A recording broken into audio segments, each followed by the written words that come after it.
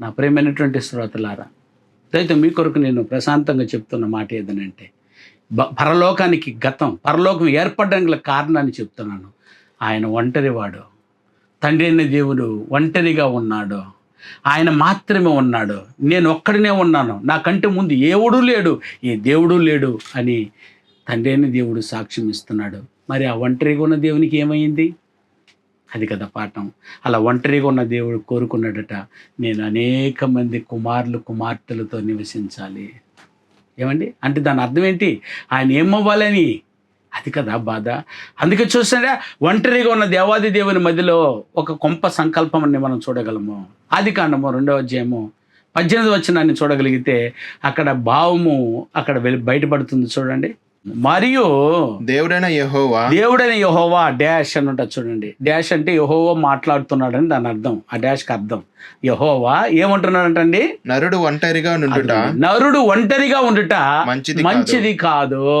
వానికి ఓకే, నరుడు ఒంటరిగా ఉండటం మంచిది కాదు అన్నది ఎవరి యొక్క ఫీలింగు, ఎవరి యొక్క ఆలోచన? అది ఆదాముదా? చెప్పండి. ఆదాముది కాదండి, సాక్షాత్ తండ్రి అయిన దేవునిది. తండ్రి అయిన దేవుడు అంటున్నాడు, ఆదాము ఒంటరిగా ఉంటే మంచిది కాదు, నరుడు ఒంటరిగా ఉంటే మంచిది కాదని. అంటే ఒంటరిగా ఉండి ఒంటరిగా ఉండటం మంచిది కాదన్న ఫీలింగ్ వచ్చింది యెహోవా దేవునికి. అంటే ఇప్పుడు ఏం కావాలి? ఇంకే ఒంటరిగా ఉంటే మంచిది కాదంటే మరి అక్కడే తండ్రి కుమారుడు పరిశుద్ధాత్మలు ఉన్నారనుకుంటే ఒంటరిగా ఎందుకు అవుతాడు అతను? అర్థమవుతుందా? తాను ఒంటరిగా ఉన్నది ఇక్కడ ఒక్కడే. తాను ఒంటరిగా ఉన్న దేవుడు అనుకుంటున్నది నేను ఒంటరిగా ఉండటం మంచిది కాదు, అలాగూ ఆదాము ఒంటరిగా ఉండటం మంచిది కాదు. అంటే ఇంకేం కావాలి ఇతనికి? ఏంటి బాధ, ఏంటి ఫీలింగ్ అని అంటే ఆయనకి అనేక మంది కుమారులు కావాలి, అనేక మంది కుమార్తెలు కావాలి, అనేక మంది నివసించే లోకం ఒకటి కావాలి. అది పరలోకానికి గతం. లోకం ఏర్పడడానికి గల కారణమే అది. లోకాలు పుట్టడానికి గల కారణం ఏదంటే ఒంటరిగా ఉన్న దేవుడు, తాను మాత్రమే ఉన్న దేవుడు, తాను ఒక్కడిగా ఉన్న దేవుడు, తనకు ముందు ఎవరు లేనప్పుడు ఉన్న దేవుడు తన మదిలో ఉన్నటువంటి అపారమైన సంకల్పం లేదా కోరిక, నిర్ణయం ఏమైనా చెప్పవచ్చు ప్రియమైన వాళ్ళరా. ఆయనకు అనేక మంది కుమారులు కావాలి, అనేక మంది కుమార్తెలు కావాలి. ఈ ప్రణాళిక ఇప్పటిది కాదు. పోసన్న పౌలు గారు తండ్రి యొక్క మదిలో, తాను ఒంటరిగా ఉన్నప్పుడు తండ్రి యొక్క మదిలో మెదలాడినటువంటి సంకల్పాన్ని ఇక్కడ బయలుపరుస్తూ ఉన్నాడు. కొరింథీయులకు రాసినటువంటి 2వ పత్రిక 6వ అధ్యాయము 16వ వచనం నుంచి, దయతో సెల్ ఫోన్లో ఉన్న వాళ్ళకైతే వస్తుంది, బైబిల్లో ఉన్న వాళ్ళకైతే కలిసి ఉంటుంది. అది రైట్, చూద్దాం చూడండి. దేవుని ఆలయమునకు విగ్రహములతో ఏమి పొందిక మనము జీవము గల దేవుని ఆలయమై ఉన్నాము. అందుకు దేవుడు ఇలాగు సెలవిచ్చుచున్నాడు, నేను వారిలో నివసించి సంచరింతును, నేను వారికి దేవుడనయ్యుందును, వారు నా ప్రజలై యుందురు. కావున మీరు వారి మధ్య నుండి బయలువెళ్ళుడి, ప్రత్యేకముగా ఉండుడి, అపవిత్రమైన దానిని ముట్టకుడి అని ప్రభు చెప్పుచున్నాడు. మరియు నేను మిమ్మల్ని చేర్చుకుందును, మీకు నేను తండ్రినయ్యుందును, మీరు నాకు కుమారులను కుమార్తెలనయ్యుందురు అని సర్వశక్తి గల ప్రభువు చెప్పుచున్నాడు. ఏంటండి దీని అర్థము? పరలోకం ఏర్పడడానికి గల కారణమే ఇక్కడ చెప్తూ పడుతుంది ప్రియమైన వాళ్ళరా. చూడండి ఇక్కడ ఏమంటున్నాడు. ఏమండి, ఈ లోకము లేనప్పుడు, ఈ లోకాలు ఏది లేనప్పుడు తన మదిలో ఉన్నటువంటి మాట, ఆయనకు అనేక మంది కుమారులు కావాలట, కుమార్తెలు కావాలట. వారికి నేనేమయ్యుందను, నేను వారికి తండ్రినై ఉందను, వారు నాకు కుమారులను కుమార్తెలనై ఉందరు. మరి ఇప్పుడు ఆదాము దేవునికి కుమారుడు అయితే ఎట్టండి ఆదాము దేవునికి కుమారుడు అయ్యాడు? కంటేనే కుమారుడు అంటే దాని అర్థం ఏంటి?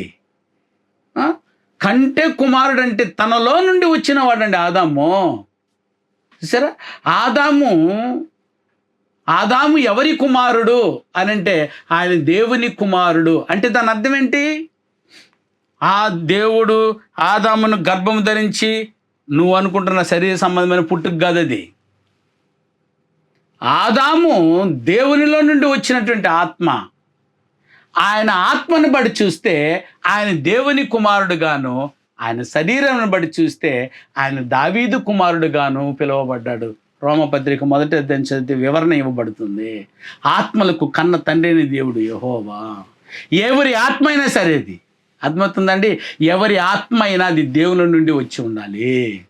దయతో మీరు గమనించాల్సిన విషయము, ఆయనకు అనేక మంది కుమారులు కావాలి, అనేక మంది కుమార్తెలు కావాలి. ఏమండి, అందులో ఆయన అంటున్న మాటలు చూడండి, నేను నివసించి సంచరించాలి, నేను వారికి దేవుడినై ఉండాలి, వారు నాకు ప్రజలై ఉండాలి. ఏంటి ఈ ఫీలింగు? తాను ఒంటరిగా ఉన్నవాని ఫీలింగ్ ఇది. దయతో దీన్ని ఆలకించండి.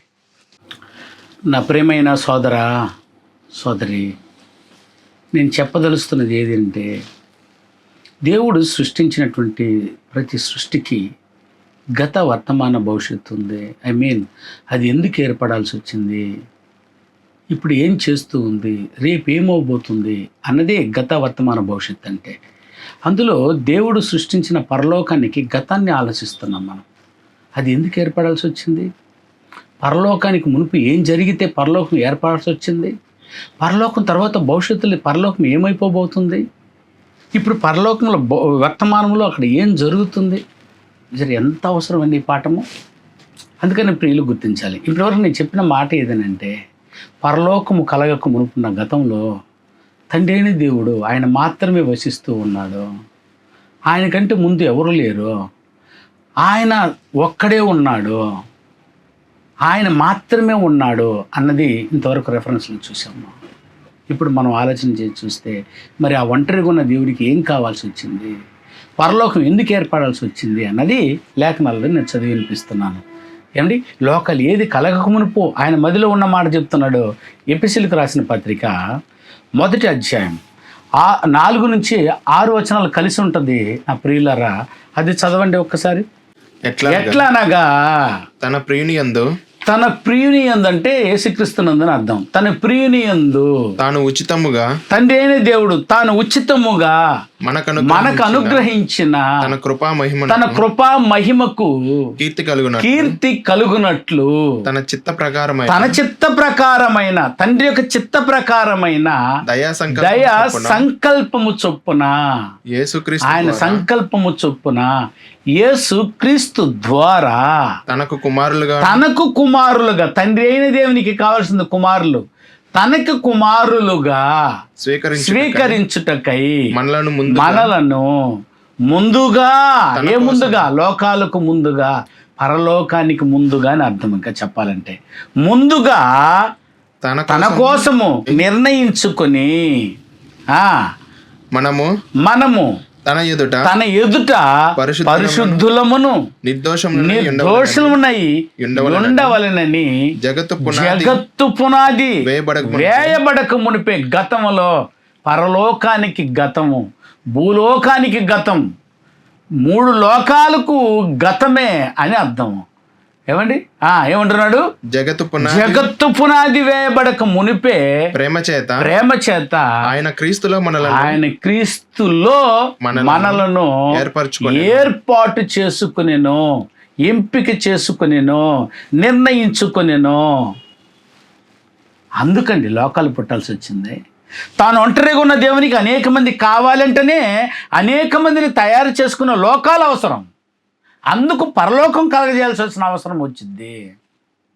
అందుకని మొట్టమొదట తాను ఒంటరిగా ఉన్నప్పుడు దేవుని మదిలో ఏమున్నదో అది గ్రహించడానికి ట్రై చేయండి. తాను ఒంటరిగా ఉన్న దేవుడు ఒంటరిగా ఉండటం మంచిది కాదు, అది తన ఫీలింగ్ చెప్తున్నాడు.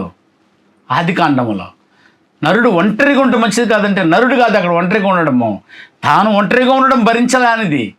అందుకే నరుని చూపించి చెప్తున్నాడు, నరుడు ఒంటరిగా ఉండటం మంచిది కాదంటే అది నా ఫీల్, ఒంటరిగా ఉండటం మంచిది కాదు. అనేక మంది కుమార్తెలతో నేను నివసించాలి, సంచరించాలి.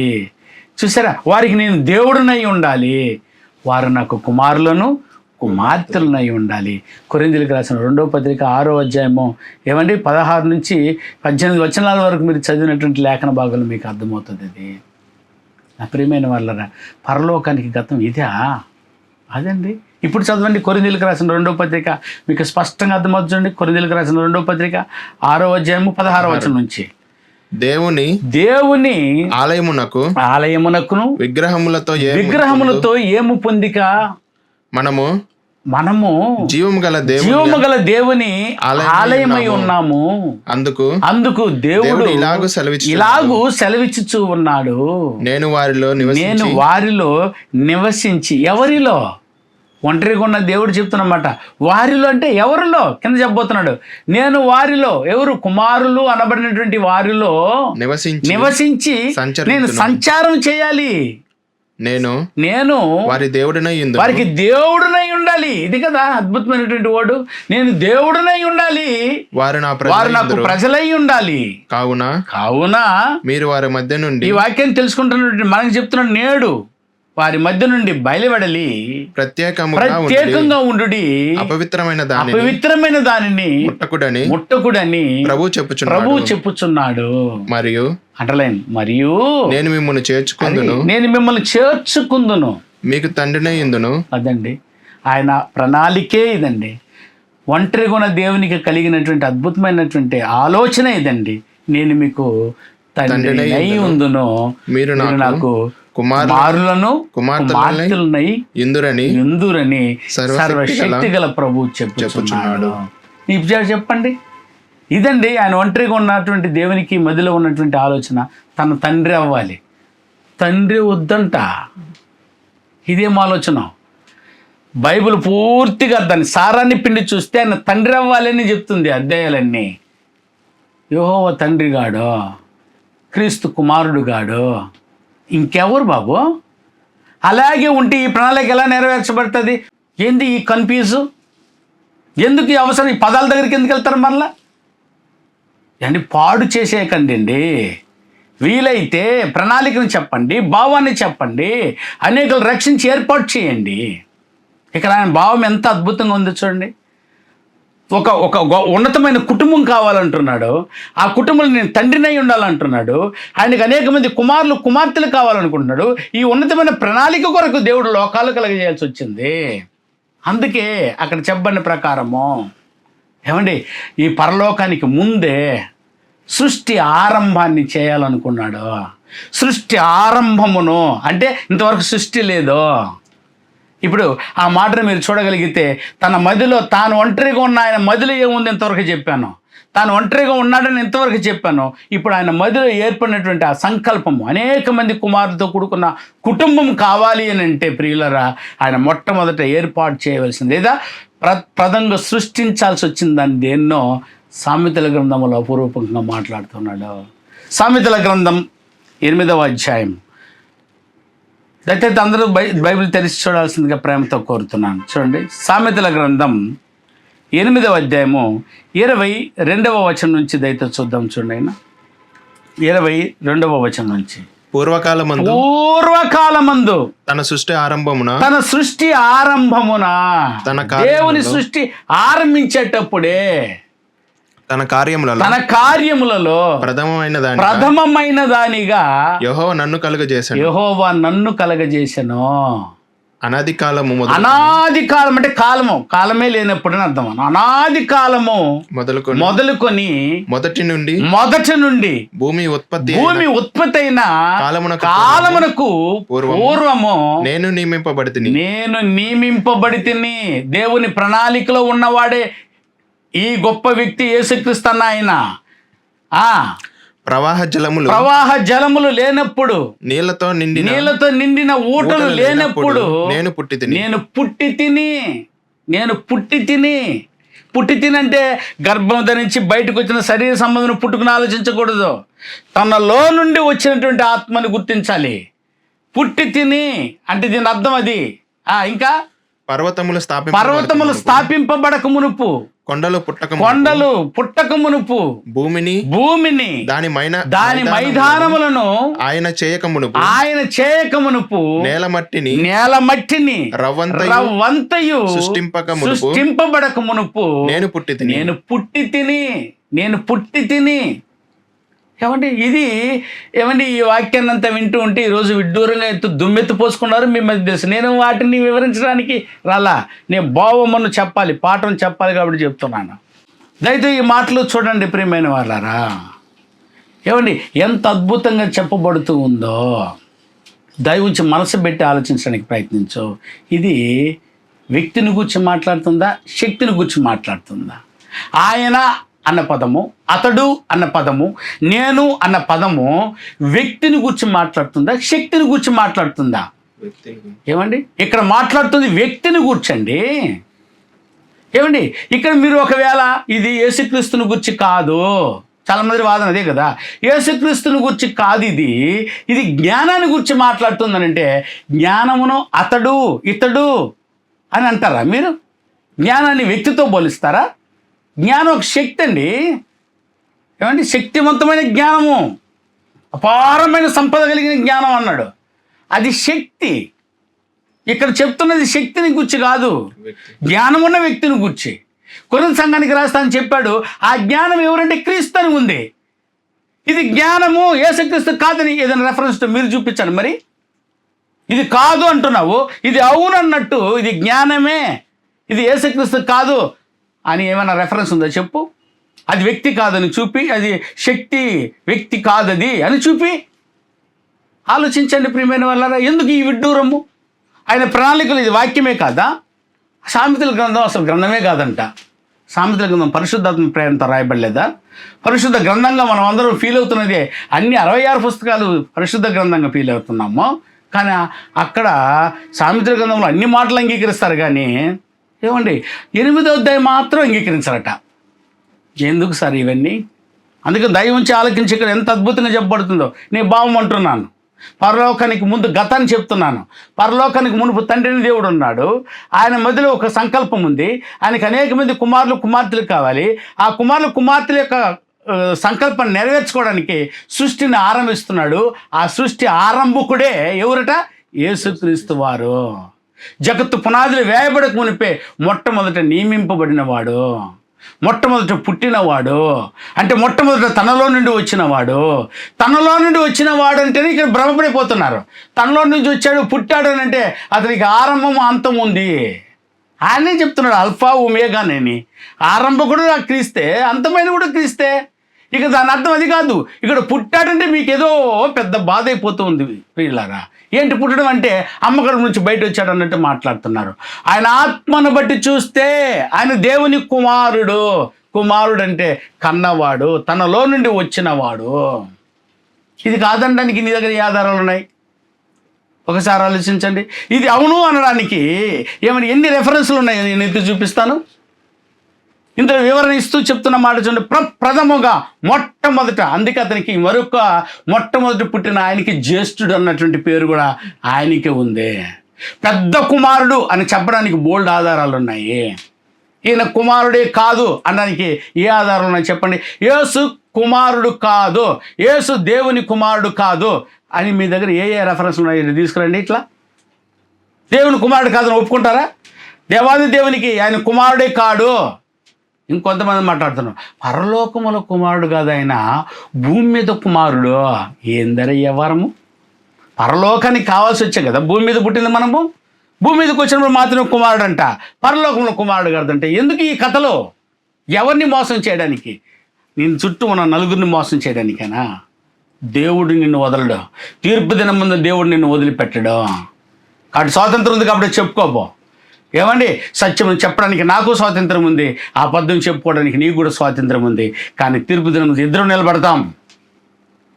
ఏమండి ఆ తీర్పు దినం ముందు తేలిపోద్ది. అంతవరకు ఓపికగా ఉండు. ఇక్కడ చెప్పనటువంటి మాటల్లో నేను చెప్పే భావం, పరలోకానికి ముందు, పరలోకానికి గతంలో దేవుడు ఒంటరివాడు. ఆయనకు అనేక మంది కుమారులు కుమార్తెలు కావాలన్న సంకల్పం కోసం మొట్టమొదట సృష్టించుకున్న కుమారుడే యేసుక్రీస్తు వారు. తనలో నుండి ఒక భాగం తీసి నిలబెట్టాడు. తర్వాత పరిశుద్ధాత్ముడు, తర్వాత వారందరూ సేవ చేయడానికి, వారందరికీ సేవ చేయడానికి దేవదూతలు. ఏమండి ఆ తర్వాతే పరలోకాన్ని సృష్టించాల్సి వచ్చింది. వారందరూ నివసించడం కొరకే పరలోకము. సో అప్పుడు పరలోకం ఏర్పడింది. పరలోకంలో ఎవరెవరు ఉన్నారు అని అంటే తండ్రి అయిన దేవుడు, కుమారుడైన దేవుడు, పరిశుద్ధాత్మ దేవుడు, దేవదూతలు. ఏమండి, వారికి అపూర్వమైనటువంటి సేవలతో పరలోకము ఆహ్లాదకరమైన ఆనందముతో పరలోకము ఏర్పడింది. ఇందుకు పరలోకం ఏర్పడాల్సిన అవసరము. ఇది పరలోకానికి గతము. పరలోకములో ఇంకేం కావాలి? అంత తండ్రి ఉన్నాడు, కుమారుడైన దేవుడు ఉన్నాడు, పరిశుద్ధాత్మ దేవుడు ఉన్నాడు, దేవదూతలు ఉన్నారు. ఆనందంగా ఉండిపోయి ఉండొచ్చు కదా అక్కడ. అది కాదు ప్రియులారా. ఆయన ప్రణాళికలు అనేక మంది కుమారులు కుమార్తెలే కావాలంటే అనేక మంది కుమారులు కుమార్తెలను తయారు చేసుకోవడానికి మరో లోకమైన భూలోకం అవసరము. సో అప్పుడు భూలోకానికి గతం తెలియాలి, భూలోకం యొక్క వర్తమానం తెలియాలి. కానీ ఇప్పుడు నేను చెప్తున్న పాఠం మాత్రము పరలోకాన్ని గురించి, పరలోకానికి ఉన్న గతాన్ని చెప్పాను. సో పరలోకానికి వర్తమానం, నేడు వర్తమానం ఏం జరుగుతుంది, పరలోకం భవిష్యత్తులో రెండవ రాకడ తర్వాత పరలోకం ఏమై ఉంటుందో కూడా మీకు తెలియజేస్తాను. కాబట్టి పరలోకానికి గతంలో ఇదిగో చాలా అద్భుతంగా మనం 2 భాగాలుగా మనము ఏమండి అర్థం చేసుకునేటట్టు వినడానికి విశదీకరణ ఇందులో బోధించాము. ఎవరిని తప్పుగా మాట్లాడడానికి అయితే కాదు, మీరు రెచ్చిపోవడానికి కాదు, ఇది పాఠాన్ని చెప్పడానికి. నీ వల్ల అయితే ఇలాగ పాఠాలు చెప్పి అనేక మందిని రక్షించడానికి ప్రయత్నించి అనేక మంది దేవుని కోరుకున్నటువంటి ఆ గొప్ప సంకల్పానికి అనేక మంది కుమారులు కుమార్తెల నుంచి కుమారులే దేవునికి వద్దంటున్నావు, యేసు కుమారుడే కాదంటున్నావు. మరి నీకు దేని కొరకు సేవ చేస్తున్నావో నాకైతే తెలియదు. నువ్వు దేని కొరకు బాప్తిసాలు ఇస్తున్నావో నాకు తెలియదు. నువ్వు దేని కొరకు బాప్తిసం పొందావో నాకు తెలియదు. అందుకని నీ ఎవరు మాకు అక్కర్లేదు. ఏమంటే వాడి ప్రశ్న అడిగిన వాడికి నేను సమాధానం చెప్తున్నాను. కాబట్టి ఇక్కడ వ్యాఖ్యానుసారంగా మీరందరూ పరలోకానికి ఉన్న గతాన్ని గుర్తుపెట్టుకొని మీరందరూ అందులో ఏం జరిగిందో అందుకు నేనేం అవ్వాలో అది తెలుసుకొని మారుతారని కోరుకుంటూ ఈ నా మాటలు ముగిస్తున్నాను. వందనాలు. Thank you.